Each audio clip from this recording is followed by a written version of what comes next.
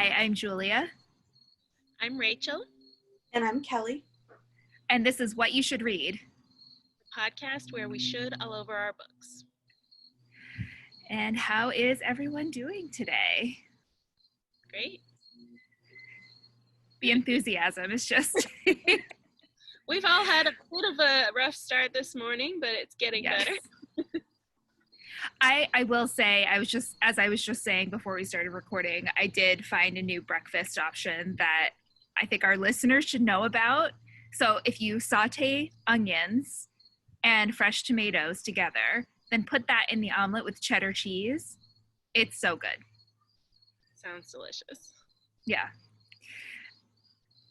Is this a recipe podcast now? Yes. I mean, cookbooks are books. Hey, there you go. Oh, we should do an episode about cookbooks. Absolutely. Or books about food, maybe. Ooh, Yeah, books about food food. That That's would right. be, I'd have a lot of things for that. Okay. I've read a lot of food books. But that is not what today's episode is about. Today's episode is about big books. Do we like them? Do we read them? But first, Rachel, what are you reading? I'm reading like a million books right now. All the books. I'm working on A Heart So Fierce and Broken by Bridget Kemmerer. Oh, good. Fun fact, I posted about it on my Instagram and Bridget Kemmerer liked it. So I love her. I love her books. We got to get her on the podcast because the third book in the series comes out in January and I cannot wait. Ooh, yes, Same. January. Good. I'm also listening to an audiobook, really big book, Anna Karenina. So we never read it in school, so it's my first time reading it. Rachel, so in anticipation of this episode, I actually grabbed that book off my shelf. Oh my God. And I was going to talk about it in the context of I've wanted to read it since high school, but I haven't gotten around to it yet. So you're inspiring me. That is so funny. That is funny. Kelly, what are you reading? I am almost done with Majesty by Catherine McGee. It just came out. It's the sequel to, I forget the first book's name, American Royalty, maybe? It's the one where they have the alternate history where America went to a monarchy instead of a democracy. And it's exactly the brain candy I needed right now. It's very fun. And I feel like my next couple books are going to be a lot heavier and probably, nope, not doing that. The next couple books are going to be really heavy, so I'm glad to have something light and fun. And it's very enjoyable for an almost end of summer read. I hated that first book. I'm sorry. I hated it so much. It was basically like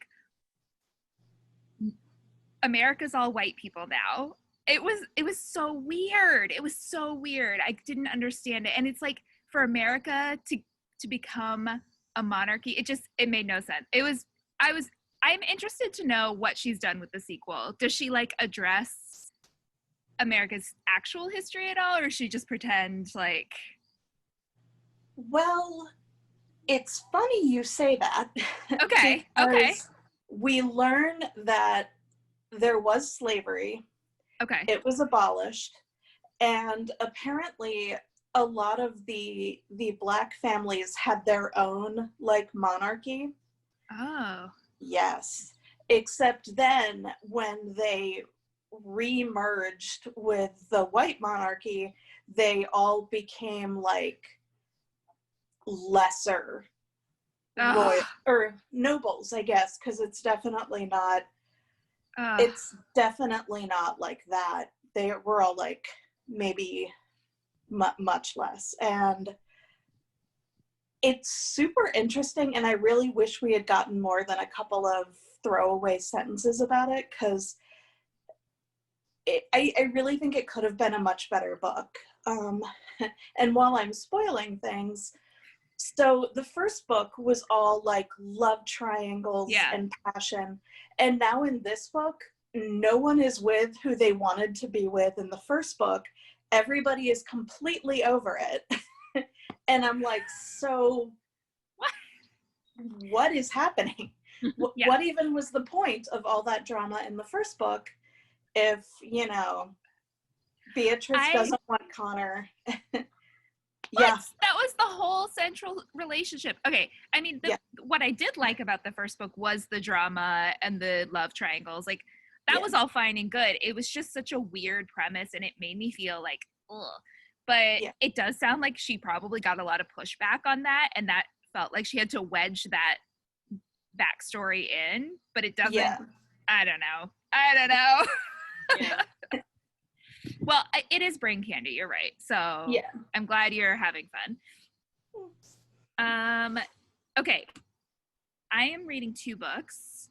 One I'm almost done with is The Rosy Results, which I started last week, and it's the 3rd in the Don Tillman series, the Rosie Project series, and it's great. It's his 3rd book in the series, and I thought I would finish it much quicker, but it's just been such a stressful week at work that I just didn't do any reading this week except for like work stuff. But this one centers on his son. So the first 2 books are about him finding love and getting married, and this one is about having an 11-year-old boy. It's really good. It's great. I love the main character. And then the other book I'm reading on audiobook is The Shadow King. I also have a hard copy, but I'm kind of going back and forth. It's by Maza Mengiste, and she's an Ethiopian woman who emigrated to America, and the book is about, in the 1930s, the invasion of Mussolini and the war and the women's role in the war, which is like buried history. Basically, it's not talked about a lot, so she's kind of her book focuses on the role that women played in that war, and it's super interesting. And I love the audiobook because, first of all, I love being able to hear how the names are pronounced, and the author's voice is just so nice to listen to, and I'm just really like settling into it. And sometimes with audiobooks, if it's literary fiction like this, it's harder to get into an audiobook, but this one is great. So so that's The Shadow King. Awesome. So right now we are going to break from our usual format. For probably the first time, we're all going to talk about the same bit of book news. Unlike last week where Rachel and I had the same book news but unplanned it, and Rachel didn't get to talk at all. Sorry, Rachel. Okay. But learned from that mistake. So we've all heard about this, but did you hear that Octavia Butler finally hit the bestsellers list for the first time for Parable of the Sower? Yep. When I saw that, when I saw that on Twitter, I was like, wow. Yeah. What? The first time? Yeah. Friend of the pod, Becky. Oh, sorry. I was just gonna say, I was also shocked that it had not happened before. Mm-hmm. Was it for overall sales or for science fiction? I'm not sure. It didn't specify, so I feel like it might be overall sales. Like, it didn't say, like, friend of the pod, Becky, texted it to me, and then I shared it with you guys. And apparently that had always been a dream of hers. And I don't remember when she died, but I mean, I don't think it was super long ago, but it wasn't like within the last couple years either. It was, early 2000s. Yeah. Right. And I mean, obviously she received a lot of... What? Maybe 2007. Okay, yeah. I mean, obviously she received a lot of accolades while she was alive. She was the first science fiction writer to get a MacArthur Genius Grant, which isn't nothing, but apparently she always wanted to make the list. And it just makes me really sad because obviously it's not like her writing changed. It's not like her expertise and skill changed. It just took this long for the world to catch up with her writing and her skill. And And you can't even say it's because it's science fiction or genre fiction, because, like, I mean, how many times has Stephen King been on the list? How many times has James Patterson? Not that they are sci-fi, but they're genre fiction, right? They're not Right. literary fiction. So, and as prolific as Octavia Butler is, it does seem like Kindred should have been on there at some point, you know? Right, yeah. And I'm glad that, though, that people are finally buying her books and that she's getting this honor posthumously. And it's sad that she's not alive to enjoy it. Yeah. Agreed. Yeah, I'm happy I'm discovering her books. Not discovering. I hate that word when it comes to like books, but like am like know about her books now. Yeah. But yeah, I'm so glad she's on the bestseller list. I'm glad people are buying her books, and at the same time, yeah, I'm sad it took this long. Yeah. Let's keep it going. You know, she has a lot of books. Keep buying her books. Let's get Kindred on there. I would love to see that. Halloween's coming up. She had one about vampires, I'm pretty sure. So. Oh gosh, I want to read that. Yeah. Oh, same.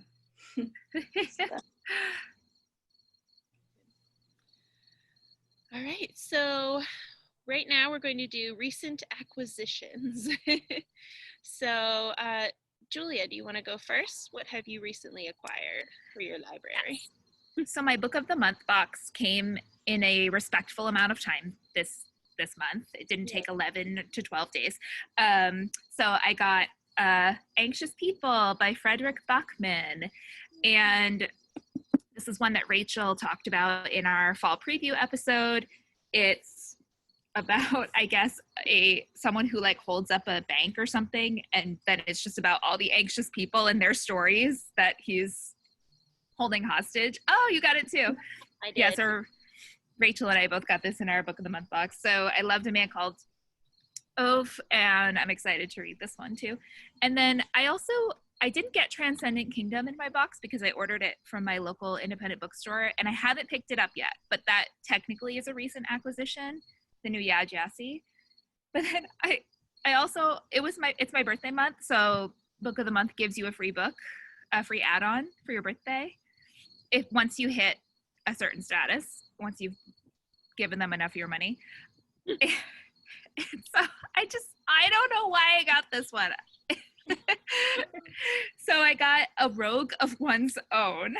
Yay! By Evie Dunmore. I haven't read any of these, but I have the first. It's A League of Extraordinary Women is the series, and I have the other one on my Kindle. I haven't read it yet, but it just, I don't know, it was an impulse. The cover is so colorful. It looks like it'll be a fun romance. So those were my book of the month acquisitions. Great. It looks really fun. I would read it. Yeah. Yeah, absolutely. I don't know what it's about. Suffragettes having sex, I guess. Yeah. Yeah. Kelly, what did you get? Oh God, so many. I also got the Frederick Bachman, and I did get Transcendent Kingdom in my book of the month box, but I am going to visit my mom soon, so those are both packed. But on my Kindle, I have You Can Keep That to Yourself by Adam Smyer. It is basically, the subtitle is A Comprehensive List of What Not to Say to Black People for Well-Intentioned People of Color. And I'm not going to read a ton, but I want to read part of the introduction because it made me laugh really hard. Okay. Hello, well-intentioned person of color. It's Daquan, the Black coworker you are referring to when you claim to have Black friends. You are reading this book because you want to know what not to say. But no one will tell you up front what not to say. Well, I will tell you because I am your friend, your real Black friend. I will tell you what not to say, but I will not tell you what not to think. Let's review. Thoughts are the things on the inside of your head. They are invisible. Your thoughts are yours, no one else's, no one else wants them. Words are the things that exit your hole to the outside of your head where we are. They are a lot like thoughts, except that we can hear them. We don't want most of those either. You can keep them. here is every word that you should keep to yourself. And it keeps going, and it has stuff like articulate, because you apparently should not tell your friends of color that they are articulate. No, So yeah. I'm really excited to read it. I think it'll be really fun. And I read I knew that rule, but I would like to read that book because I'm sure there's a lot that I don't know, and that intro is so funny. Who's the author again? Adam Smyer. Adam Smyer. Okay, sorry to interrupt. He also has a novel. Oh gosh, and I'm thinking of getting it, but of course I forgot the title. But I bet it actually says in here. But I read Surrender White People recently by D.L. Hughley, and his novel is called Knucklehead. But I think one of the easiest ways to learn on how to be better is to read books that are, you know, smart but also funny, because then you're laughing, and then all of a sudden they teach you something. But you know, it's easier when they make you laugh too, I think. So very excited for this book, and it's super short, so I want to read that. Yeah, that sounds great. It's out now. Yeah. It just came out on Tuesday, I think, September 1st. So great. Well, I have a few recent acquisitions to talk about. The first one is not actually a book. Well, it's a coloring book called Harvest Home, Coloring to Warm Your Heart and Soul. It is reading adjacent, though, because I like to color while I'm listening to an audiobook. And then I'm reading and coloring at the same time. So it's great. And it's fall themed, so getting me in the mood for the season. And I got some new markers, so that's fun. And then in addition to the Frederick Bachman, in my book of the month, I did get an add-on. It's called Winter Counts by David Heska Wombley Weeden. And it's an Own Voices Indigenous Native American story. And it's sort of, I think it's like a crime fiction. So it's about Virgil Wounded Horse, who is the local enforcer on the Rosebud Indian Reservation in South Dakota. And it's just about him solving a crime. So I'm excited. I like crime books. It sounds interesting. So I got that, Winter Counts. And then I also wanted to talk about this new fantasy book I got called Song of Blood and Stone by L. Penelope. And it's a first in a series called the Earthsinger Chronicles.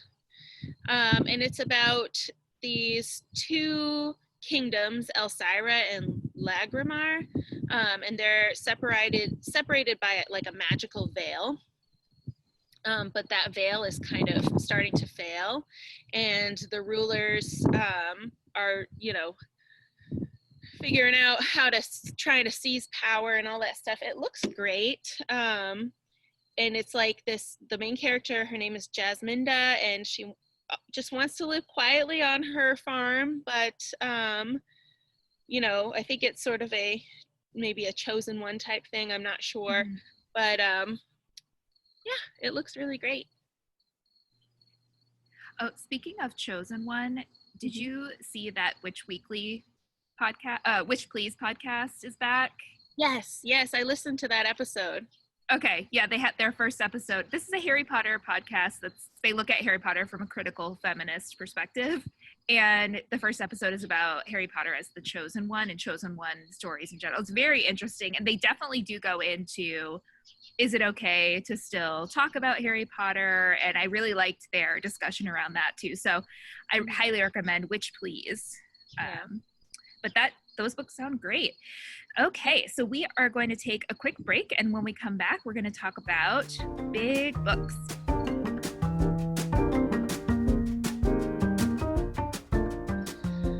All right, we're back. So we are going to talk about big books. I like big books. And I cannot lie. We like them, and we can't lie about it. So,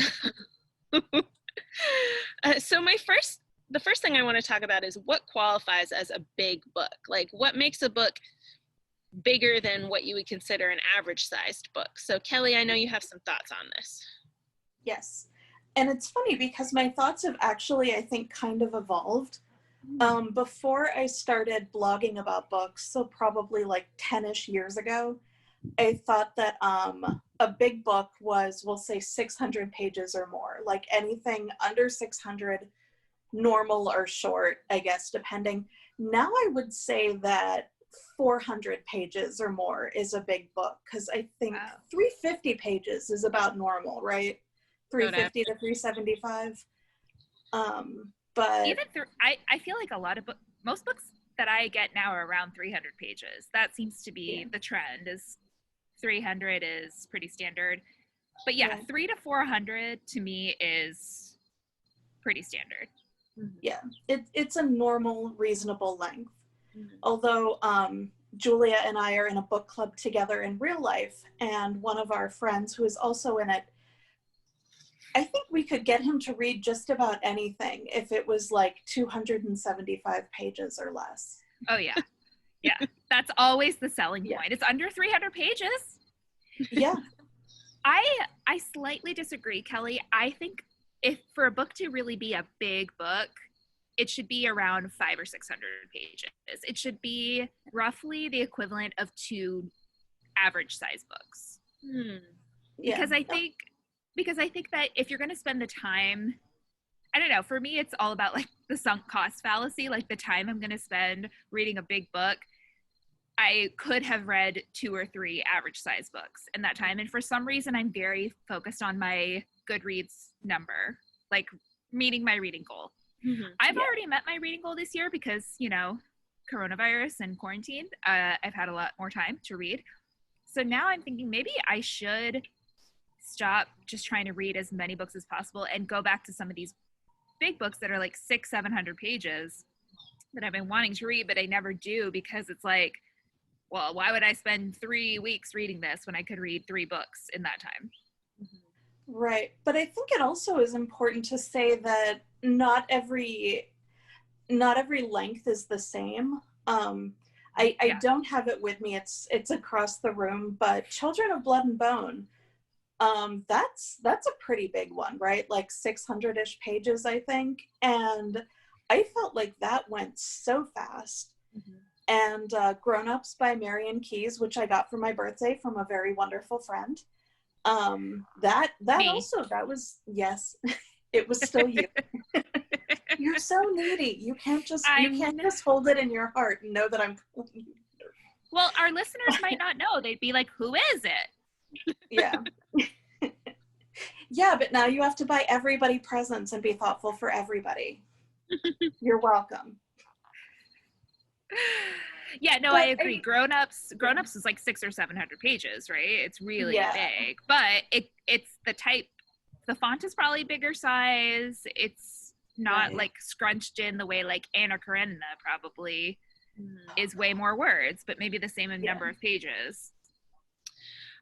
I'm really glad you brought that up, Kelly, because last year, 2019, I read a bunch of books in this middle grade series, The Keeper of the Lost Cities, which are amazing. It's such a great series. Like,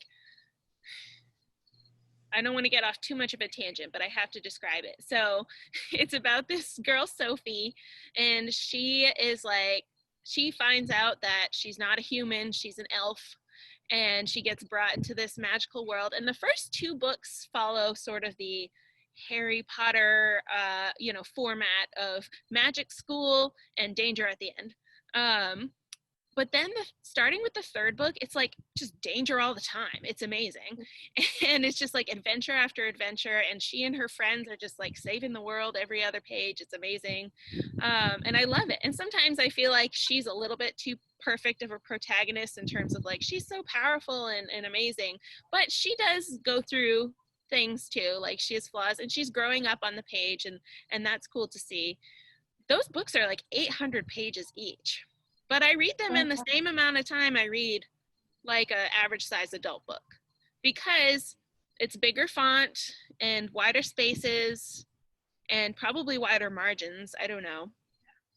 And the content is middle grade, so it's not as complex of writing, so that, you know, people in that age category can comprehend it. So I agree, not all big books are the same. Yeah. Do we like reading big books? What do you guys, you know, do you enjoy a book that's really long, or does it depend? I will say if it's a book, so there's one, I don't know if we're doing recommendations now, but there's one series of books that two series actually. It's the Ken Follett books that are, I mean, his Century trilogy, and the first one being The Fall of Giants, is close to 1,000 pages. And again, it's not a high level book, so you probably would read it more quickly, but because I really love his books, I like that they're long because I get to stay in that world forever. Yeah, there's Pillars of the Earth. Yeah. His books are, for me, just brain candy, like you were saying, Kelly. There's some things about them that I don't like, but overall, I can just get lost in the stories and the characters, and they span generations, which is something I really like in books too. And I love the audio versions. So yeah, if it's a story that I'm feeling connected to and invested in, I like if it's long, because then I get to stay in that world a bit longer. Agreed. Yeah. There are often books that I read that end too soon, and I'm like, I want more. Yeah. Keep going. Yeah. And I feel like if it's an author I like and a story I like, you literally cannot have it be too long. You've both heard me talk about Stephen King, my most favorite author ever, and he has, I think, 3 books that are over 1,000 pages. It and The Stand are over 1,100 each, and I have both in hardback. So that's painful, actually, to like tote around and, you know, hold up. But I think Under the Dome is also, I don't know if it's 1,100, but definitely over 1,000. Mm-hmm. And I could have stayed in it and The Stand for a lot longer. So I'm probably not the one to ask, because if I like the story, I will stay there forever if you let me. Yeah. I was actually going to say we should talk about Stephen King, like, as a whole talking point, because so many of his books, yeah, like, I think there are some books of his, yes, I would like them to go on forever. And then others, I'm like, you needed an editor to rein you in a little bit. You know, like, I think he's just sort of at the point in his career where he can do whatever he wants and it doesn't matter. But I don't know, sometimes I'm like, could you let someone suggest some, like, this plot line in this book didn't need to be there. But I will say his book 11/22/63, the time travel one, you know how I love time travel. That's one of my favorite Stephen King books. I don't think it's his best book. I don't think it's the best writing that he's ever done at all, but I just loved it. And so I liked that one was really long, because it's like, oh, I hope he talks about this thing in history. And he does, because it's like 1,000 pages. So he has time. Yeah. I haven't read that one, but part of it takes place in the town that I live in. Oh, a lot of his books. Under the Dome, Rachel, is definitely based on Rumford, Maine. I swear. Like, if you look at the map in the book, which is near where we grew up, it's very clear. Yeah, I live in the town in 11/22/63 in Lisbon Falls, and then a lot of his books take place in fictional Derry, Maine, which is based on Bangor, which is near where we all went to school. So that's cool. Yeah. I would definitely recommend you read it, and I would also read The Dead Zone as kind of a bookend, because both of those are about, like, what if you know that somebody, if you leave them alive, is going to do an awful, awful thing. And with The Dead Zone, the answer is, you kill them, even if they haven't done it yet. And then 11/22/63, it's more like, well, is that an ethical thing to do? Can you really, morally speaking, kill somebody if they haven't done anything wrong yet? Yeah. And I love it. I love both of them so much. And I got my aunt, who hates horror movies and anything even remotely scary, so much to read 11/22/63, and she loved it. And she's like, "Can I read anything else of his?" And I'm like, "Not really. Maybe The Green Mile, but it's going to make you sad, and you don't like that either." I appreciate that Stephen King has different genres that he writes in. He's not just horror. I do like his more science fiction, fantasy, not fantasy, but yeah, I guess science fiction would be the right word. Well, The Talisman's fantasy, I think. True. Yeah. But so I want to kind of talk about big books in the context of reading habits. So Julia, you mentioned your Goodreads reading goal. So I think I mentioned this on the first episode of the podcast, but I set a goal to read 10 books this year so that I didn't feel rushed to finish books in time to meet my goal. Like I met that goal in probably February. Yeah. So now it's like, it doesn't matter how many books I read.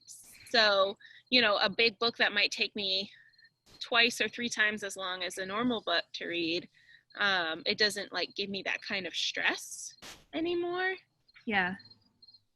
I think I also have I think I put expectations on myself in terms of the number of books, but then I also, like, things happen and I have to shift what I'm reading. And I think that, one thing about this year is I'm really trying to diversify my reading too.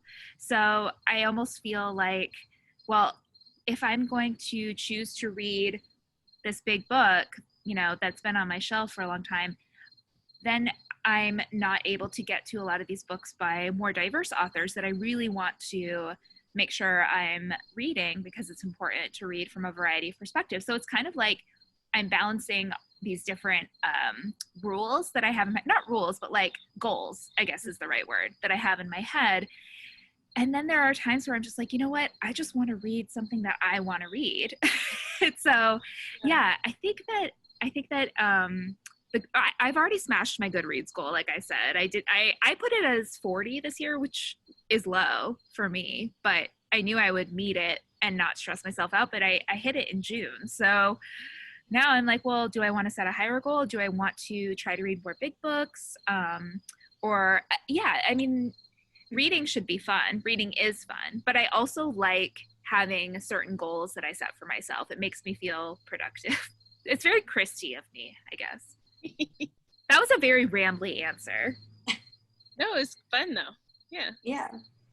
And it's true. Like it's reading is my real hobby of choice, but yeah. I'm also on this podcast and I also have a book blog.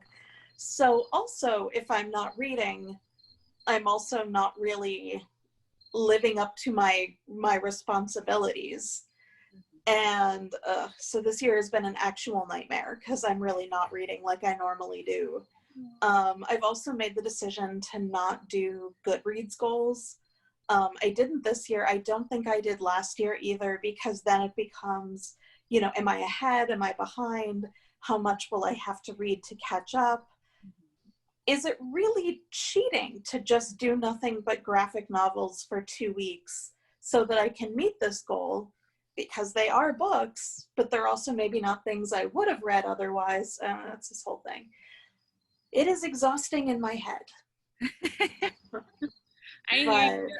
Yeah, I hear you. I think that's why, I wanted to set a goal just because, like, I like when I get the congratulations for meeting the goal, but I was like, I'll go with 10, and then I know I'll meet it without stressing about it. Yeah. Yeah.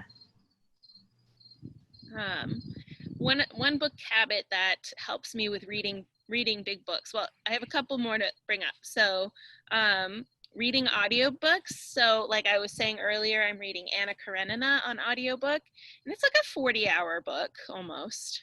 And I read at like 1.8 speed a lot of the time, 2.0 speed a lot of the time.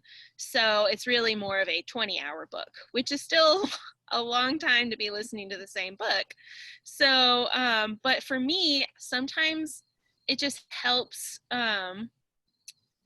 with like not feeling so overwhelmed by the size of the book, because I just turn it on when I'm doing something mindless like washing dishes or coloring, and it helps me get through it in a way that, I mean, you can track your progress on your audiobook, but it's not as much like, oh my gosh, I'm only on page 200 and I have 700 left to go. So for me, it helps. And sometimes what I'll do is I'll also read the print book while listening to the audiobook back and forth. So it's like I'll read, you know, a couple chapters of the print book, and then I'll find where that is in the audiobook and start from there when I'm going about doing my things. I do that as well. Yep. Yeah, and the other thing that helps with big books is if you can get the Kindle or ebook version from the library, if you have a print version, and then when you're out and about, and like Kelly said, it's kind of painful to tote around the stand in hardback wherever you go, but if you have the ebook version, you can find where you were and pick up there, and while you're on the train or while you are waiting in line for your prescription, you can read a little bit and you can just kind of chip away at it. Yeah.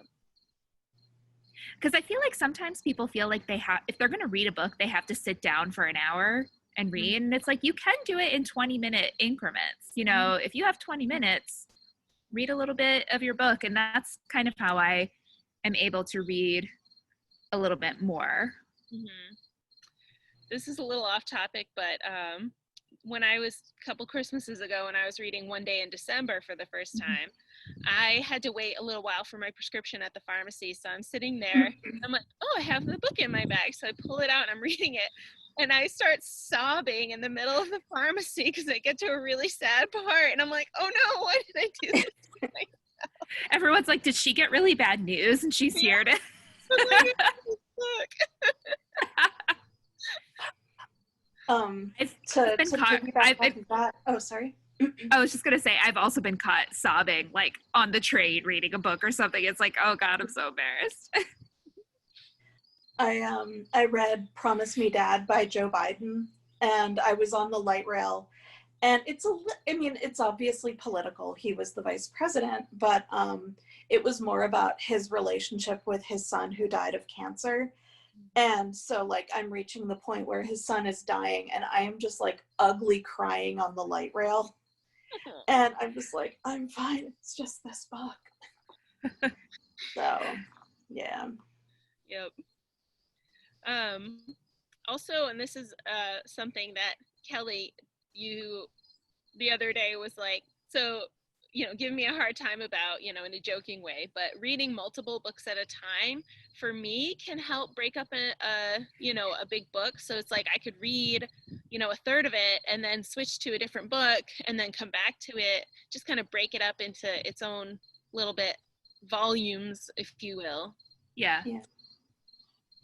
Yeah, no, I'm really jealous that you and Julia can do that, because I am like the serial monogamist. One book, then another, then another. It's... No.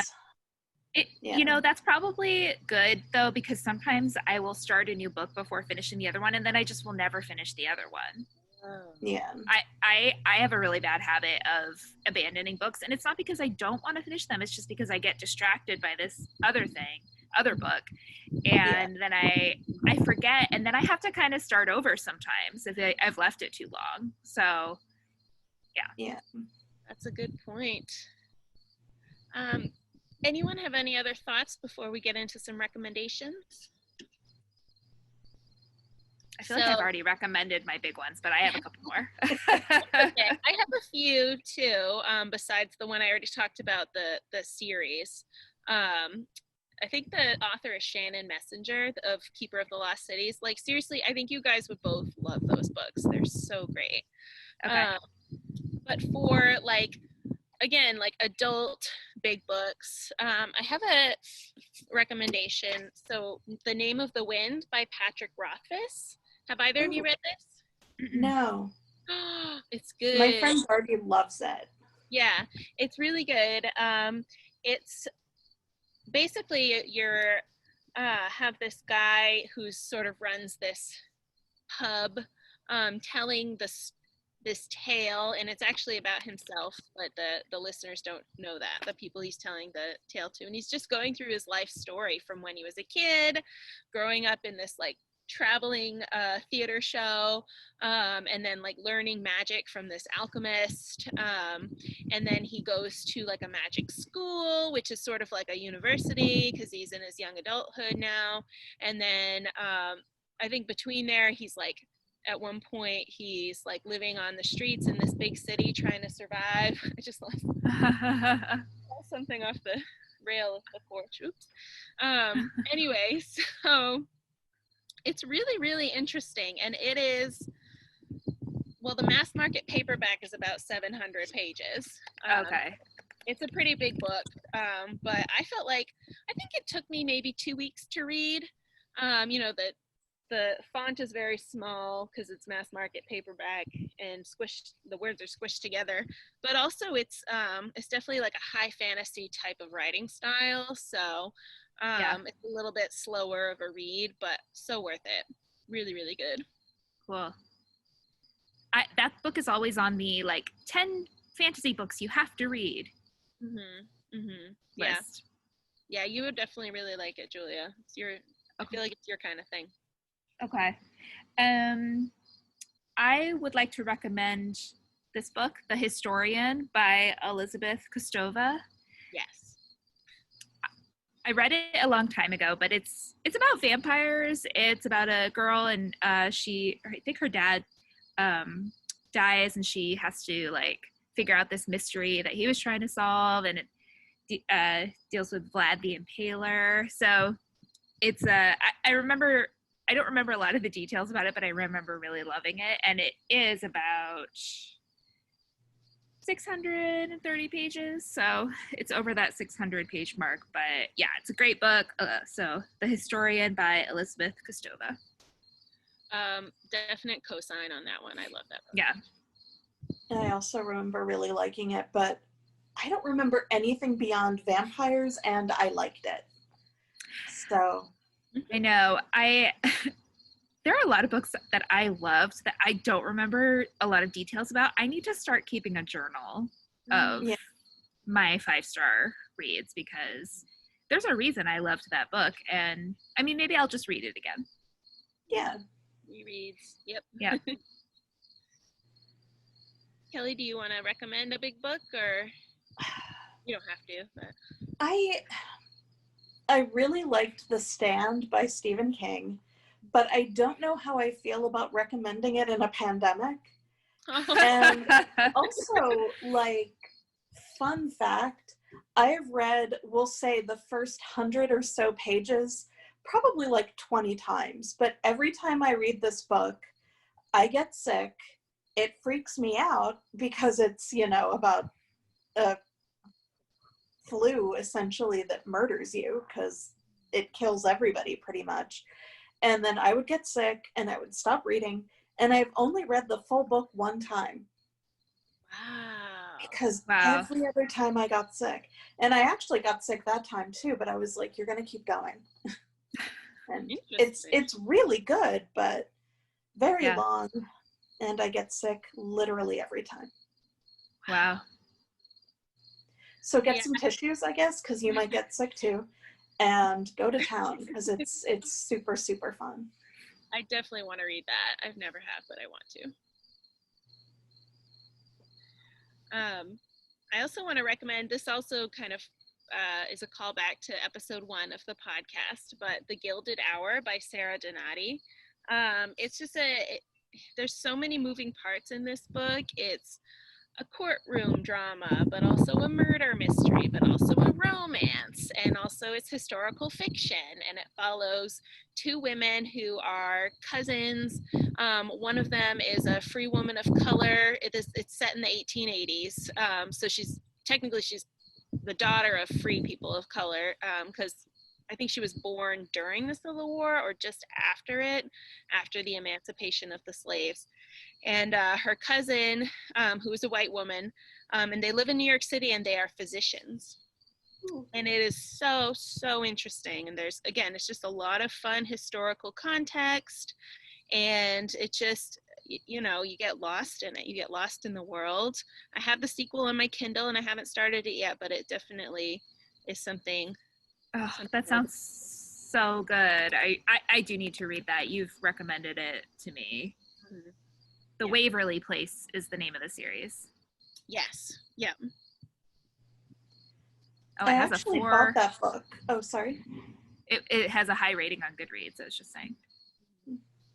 I actually bought it on your recommendation, Rachel, but that's as far as we've gotten. So the author has another series. She wrote before this. She started this series, and it's set in like upstate New York back in the, you know, the early 1800s or late 1700s, and it's about the sort of great grandparents of the people in this book. And also it's like they're distantly related to the people from the series Outlander. So it's kind of like sort of Outlander fan fiction almost turned into a series. And yeah, so I really want to read that series too by her. Sounds really good. I enjoyed Outlander. I didn't continue the series, but we just started watching the TV show. Oh, I need to watch that. It's good. Yeah. Oh, Hulu, I think, has a deal where you can get stars for like a month or two for very cheap. I think that's where Outlander is. It's on Netflix right now, I think. Nice.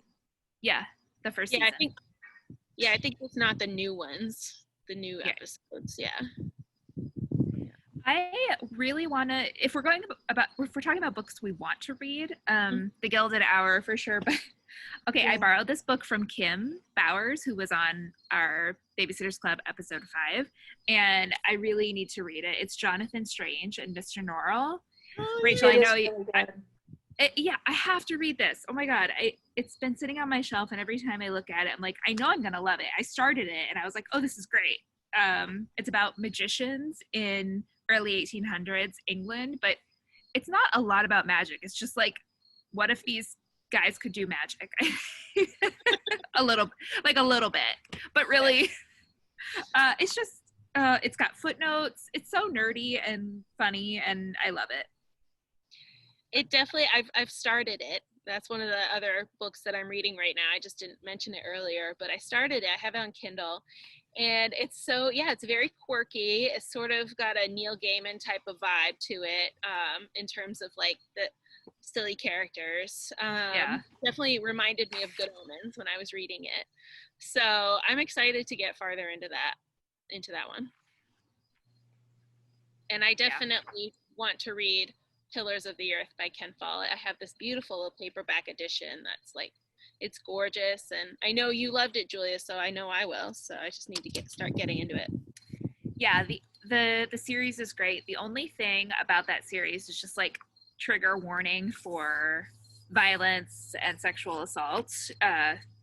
Way too much of that in that series is really, but it's kind of like, do you have to have all those scenes? But at the same time, the rest of the series is so good that it's one of those series you can get lost in. So, cool. But just content warning. And he has a new one coming out. Yeah, the prequel. I do want to read the prequel. Any other thoughts, recommendations?